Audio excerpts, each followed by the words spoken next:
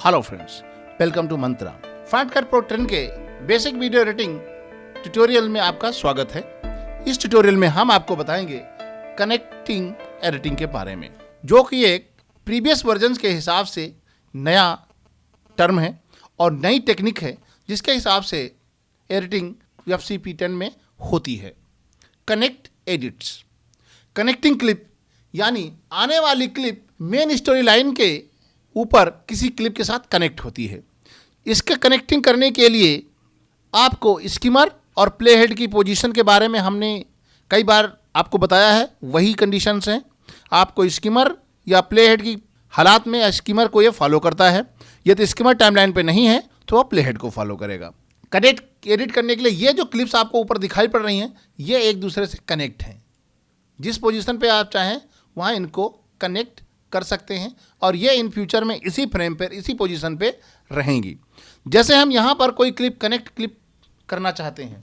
Connect clip का प्रयोग हम बेसिक तौर पे क्लिप पे कटवेज ऐड करने के लिए, टाइटल्स ऐड करने के लिए या साउंड को सिंक्रोनाइज करने के लिए कनेक्ट क्लिप का प्रयोग करते हैं और ये बहुत ही उपयोगी ऑप्शन है, जिससे क्लिप की पोजीशन, कनेक्ट क्लिप की पोजीशन में कोई अंतर नहीं आता है और वो उसी पर कनेक्ट रहती है। इसका प्रयोग करने के लिए बहुत सिंपल तरीका है। जैसा कि हम आपको पहले एडिट में बता चुका हूँ, प्ले हेड की पोजीशन उस फ्रेम पे रखें या आपके स्किमर का उस पोजीशन पे रखें जहाँ पर आपको क्लिप को कनेक्ट करना है। यदि स्किमर होगा तो स्किमर की तरफ आएगा, प्ले हेड वर्क नहीं करेगा।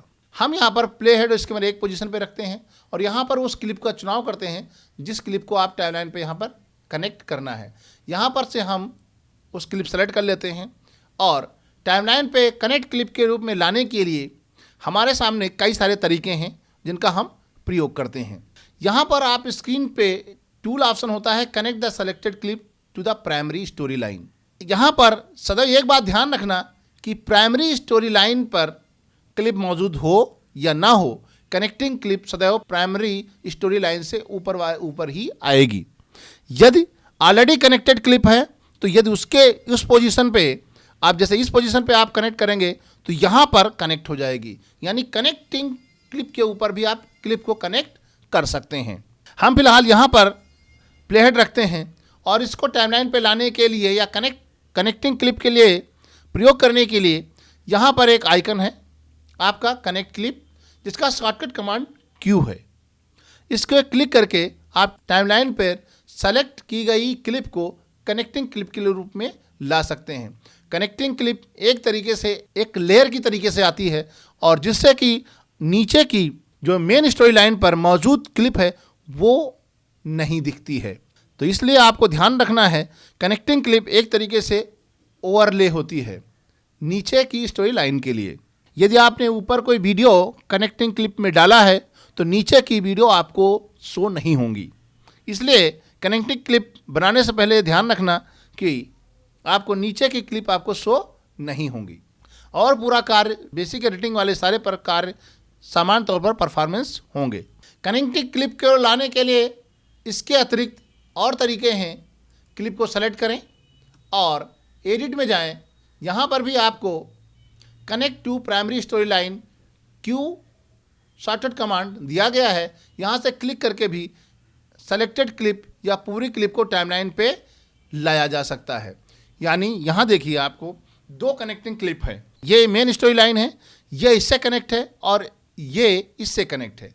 यानी आप इसकी पोजीशन को अपने हिसाब से कनेक्ट कर सकते हैं और ये कनेक्टिंग एडिटिंग है।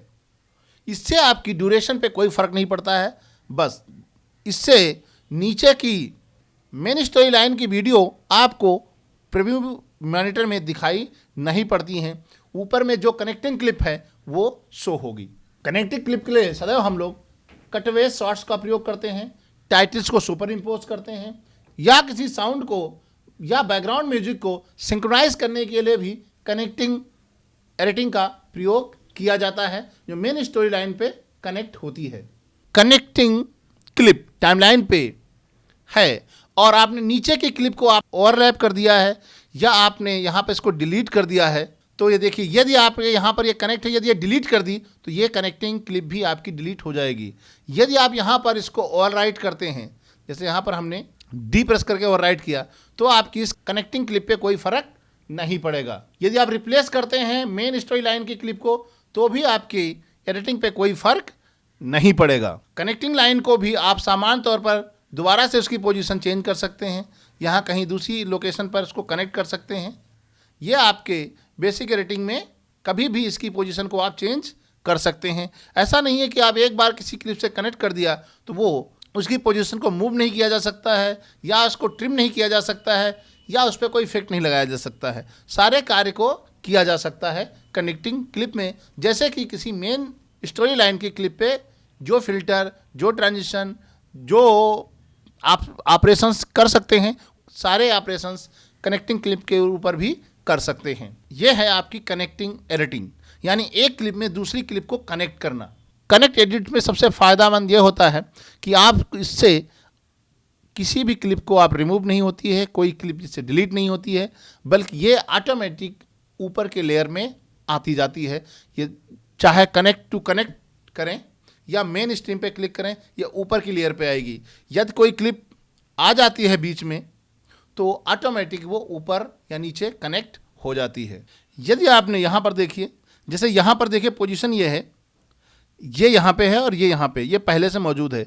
यदि यहाँ पर हम कोई ऐसी क्लिप कनेक्ट करते हैं जिसकी लेंथ इस एरिया से ज़्यादा है तो आप यहाँ कनेक्टेड पर क्लिक करेंगे, ऑटोमेटिक ये ऊपर के लेयर में आ जाएगी, इसको ये रिमूव नहीं करेगी। Thank you for watching.